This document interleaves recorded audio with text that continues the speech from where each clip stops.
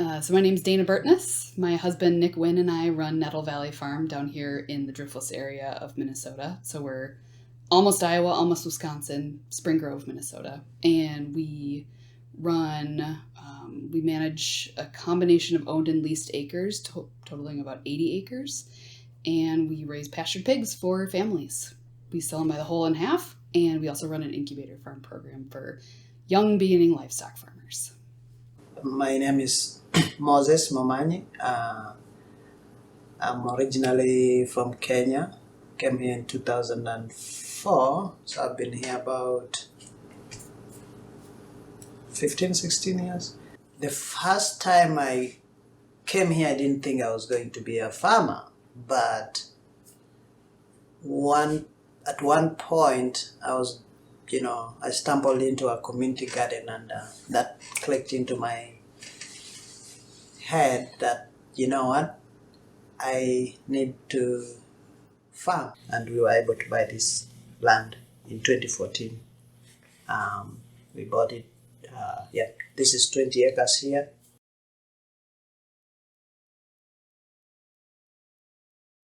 I used to want to be a vegetable farmer. And so I actually started off by renting land on an incubator-esque farm in Northfield, Minnesota.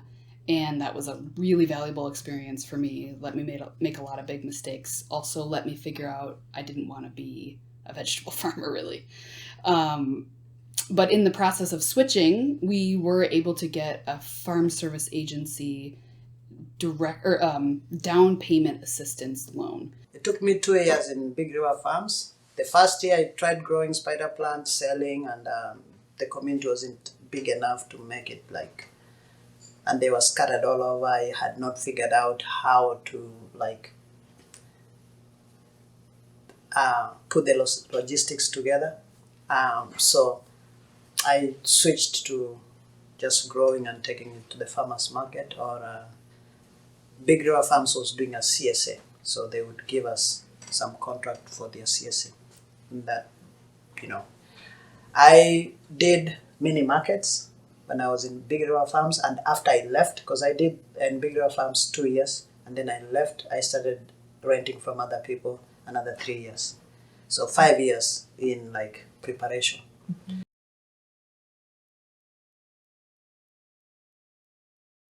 Our 67 acres that we bought had been listed for a long time because it was overpriced. It was listed as hunting land. It's a 67 acre valley with about 11 acres of pasture in the bottom, and then sloping, pretty brushy, overgrown oak and elm forest. We look at it as pasture. So it had been listed a long time. The owner was willing to be patient to go through the FSA timeline, which I can't remember how many months it actually was now, but it was ages and ages. Probably if someone had come along with a better cash offer, it would have gone to them. So that's sort of the land access story. We had been planning on building a house, but then a few years later, after we had just been living in a trailer in the woods and running our farm, and then spending our time elsewhere in the winters, not adjacent to, but close by, this 3-acre homestead with a house and barns came up for sale. Our friends had been living here. They were going to move back to his family farm. And so then we bought it directly from them using traditional financing. So we have a 3-acre parcel that's surrounded by ag land that is not ours. And then we have our 67 acres of woods. We do rent on an annual basis an 8-acre section that connects the two. But otherwise, it's just all very strange. And that's one of the reasons why I'd probably do it differently, knowing what I know now. But it has all worked out. Definitely some challenges involved, but. While we were training in Big River Farms, I had gone to the USDA office and asked them what I need to do to get land. And they gave me some of their requirements. Part of it was record keeping, good. I would say most of it was good record keeping, but also show that you're a farmer by filing your taxes, as Schedule F, those things. So I did those, and then the next 3 years, 2 years in big river farms and 2 years renting. And then the end of those 5 years, we went back to USDA and we were able to buy this land in 2014. Really, what I wanted is at most 1 hour away from the market that I was going to serve. So the closer you go to the cities, the more expensive it became. But I also wanted the bigger the land, the better. But when I went to the USDA, I was approved for a certain amount of money. And that amount of money can only buy you a certain amount of land if you start moving it from the city out and back. So I didn't want to go further out. I could get more land. I couldn't go further in because I'll get less land.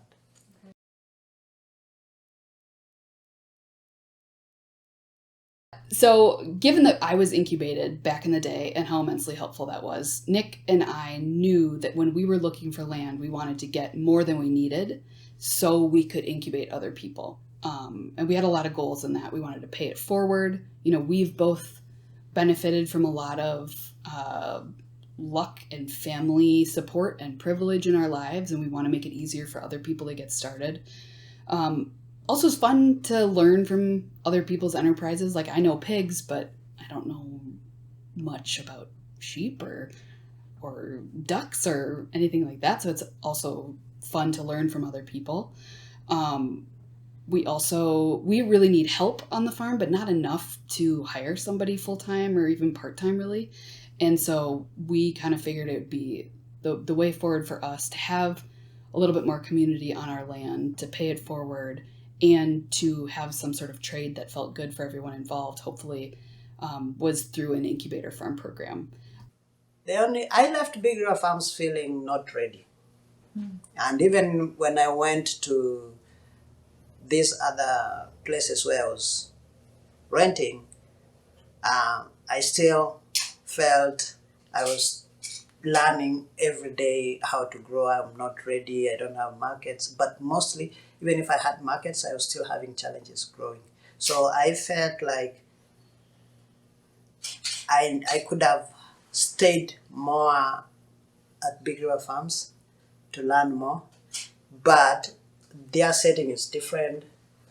I think I would have done much better if I had found a farmer and had one-on-one with what actually that farmer is doing, so that I could see how busy they are, how they manage their farm on their own.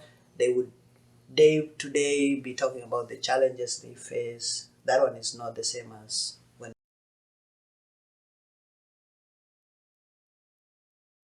For the past 3 years, our two incubatees have traded, I think it's 4 hours a week, 3 weeks a month for half the year. They help us out with weighing pigs and doing whatever else we need.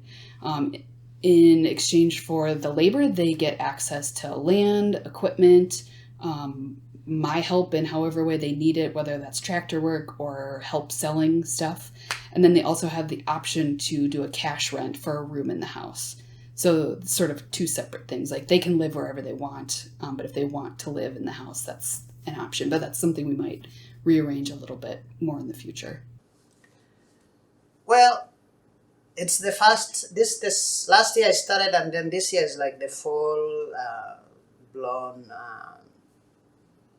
into it. So I had 13 farmers here. I rented 11 acres in Lino Lake, and then I have a friend in Cochrane who has 10 acres, and he was able to give a group of 6 to farm there about half an acre. I gave them about a quarter acre to a third acre, and then they will grow their own like cultural crops, but also they will grow these what do you call them? Conventional. I don't know if it's the more European mainstream vegetables, and then they they will also try to sell. I will I will like show them where I sell. I will try to make those connections for them. But most of the time I try to leave them also do it by themselves. So if they can make a phone call and see where they can sell, they can continue to sell the other previous markets they had, because most of them come when they're already selling to friends and community.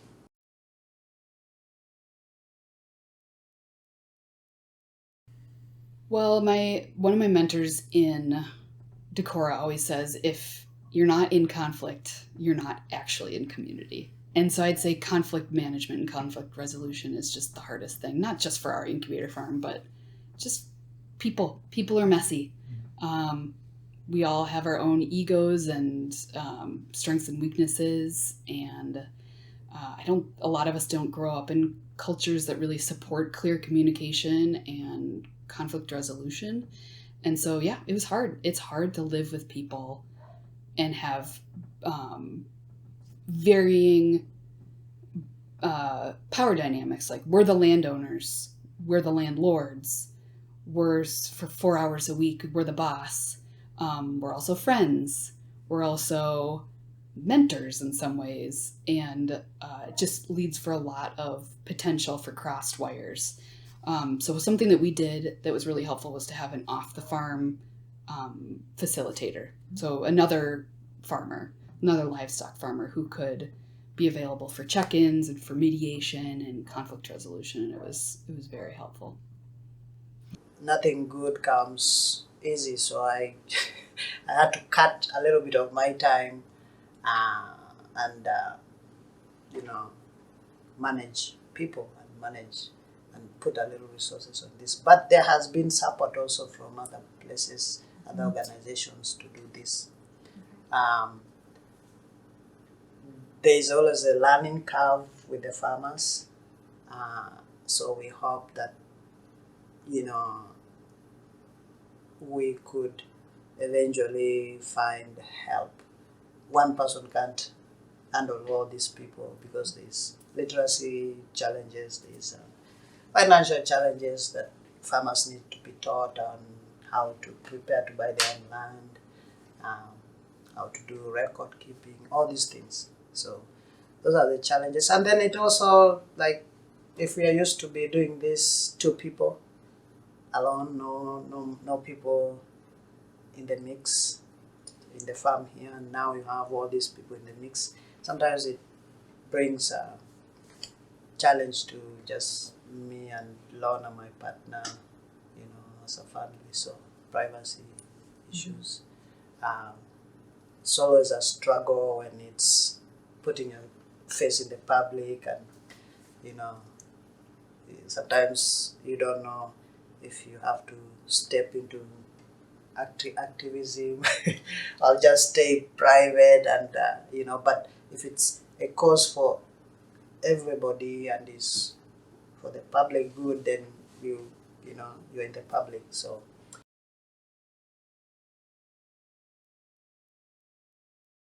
I think being really inquisitive and clear about what your motivations are. Like, I've chatted with other folks sort of in the upper Midwest region about starting incubator farms.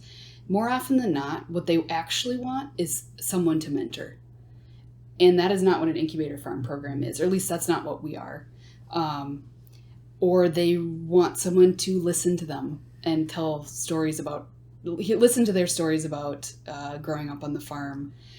Or they really want someone to take over their operation, but in exactly the way they have done it. So I think all of those things are absolutely great. And you just need to be really thoughtful about what you actually want out of this. I think one of the things that worked for us is that I didn't know a lot about either of their enterprises, so I wasn't always looking over their shoulder and being like, oh yeah, I wouldn't do it like that. Sort of like, go for it. I'm here if you need me. So I think, yeah, just if you want to host other folks on your land, being clear about what your own expectations are, but then actually just taking those expectations and writing them down and encouraging the folks who are coming to the farm, like, what are you expecting? And they won't always get everything, and you won't always get everything, because some of our expectations are hidden so deeply. But like Heidi and I soon, early on in the process, realized we had very different expectations about what does an incubator farm mean. Like, I think she was thinking more about, and potentially rightly so, thinking more like, this is a safe environment where you are going to shield us from making any dumb decisions or taking any unnecessary risks, where my thought process has always been informed sink or swim. So like, I'll tell you what I know about why you should or should not start a annual vegetable production farm here, because we have crazy deer pressure and we don't have a wash and pack area, but if you really want to do it, go for it. So just writing all those things down. Like, we started with pretty much nothing written down, and now I have like a 10-page document for all my expectations. Think and communicate, over communicate about how you want to communicate. Make things crystal clear about how decisions are made, who gets veto power over what, who, like, if you're all living together and working together, well, is there a distinction about who makes decisions about what happens in the house versus outside of the farm? Who makes decisions about things that only affect you versus things that affect everyone? Like, you just, in my experience, you cannot get too granular about that. And you need to know that by sharing all that with other people, a lot of people might be turned off by that level of type A-ness or specificity, but that is totally fine. I think be a little extra at the beginning with who you are and what you're looking for, just so the people who are a good fit will find you, and the people who might not be a good fit don't come in with any muddled expectations. Yeah, definitely have an off the farm facilitator and then encourage that relationship between your incubatees and the facilitator right off the bat with, maybe at first it's a weekly check-in, maybe that goes to monthly after a while. Have more land and more money than you need. Like, that's really helpful for us that Nick has an off-farm job and we have good insurance and we have some wiggle room. So when things do go wrong, and they will, like, it's not always somebody's fault. Sometimes the tractor or the truck just breaks and you got to fix it. And if you stressing out about that putting you into a tough financial position, well, that you stressing out is going to come through as frustration with the incubatee. So just make sure you have enough of a land buffer so you're not in scarcity mode there, enough of a financial buffer so you're not in scarcity mode there. Perfect. I would say just start with one farmer. Just incubate one farmer. You can even work with other incubators to refer farmer to you that you can work with. Like I said, it was the first year. I didn't have a system of finding how to bring them. Initially, I thought I'll just have 4 or 5, but the one brought 2 and 2 brought 10. And that's how I ended up. Last year I had 13, this year I had 19. And I actually had to stop people from coming because I was like, I can't even, my water can't go to everybody. This year we had a bad year about irrigating, and I thought maybe it wasn't a good year to have new farmers start, because they will be like, farming is like this, where there's no rain for 2 months.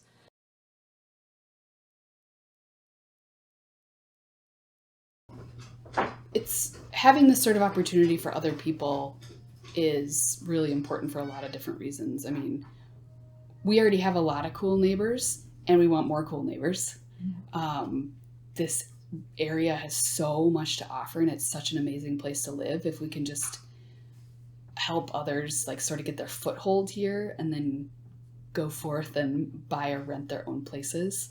So just more people to know, more people to collaborate with. I mean, that's where resilience and safety comes from. not from all of us holding up on our own farms with our guns and dried food. It's about knowing each other and knowing how to work together, even if we don't like each other sometimes, and being able to help each other out and collaborate. That's, to me, true community level resilience and safety.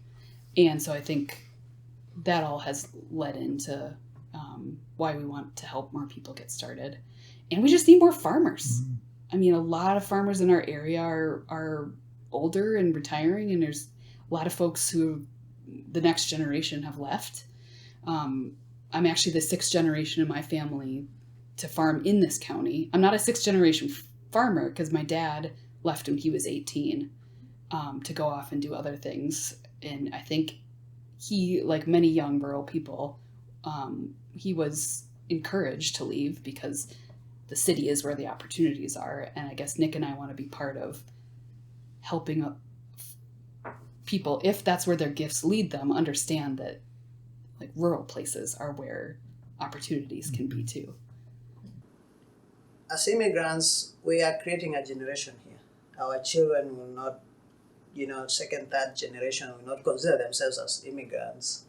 And if they never get a connection to the land, they will be totally not, they will have that thing like, that doesn't belong to me, that's somebody else. But I believe that every human being deserves to have some form of connection to land if they so choose. They deserve to grow whatever they want to if they so wish, but also they deserve really good food, like healthy food. And so if immigrants come here and they like to eat certain foods, they can be given a chance to grow those foods and eat them or sell to others, so they are encouraged to do that.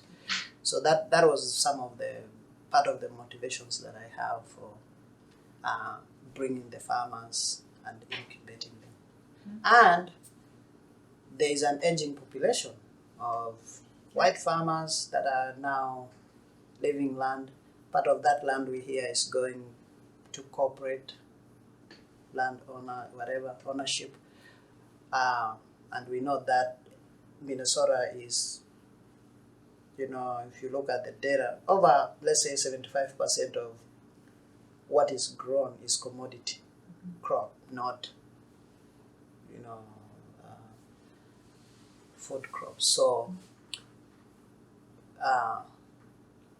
even Minnesota also is, even in the summer, still importing from other states, mostly the South. 80% of the foods we eat, they're coming from outside. They're not grown here. So why don't we switch that around and say 80% of what we eat is grown here? If we cannot say 80% of the land that we have is used for growing vegetables and food, things that we can eat directly.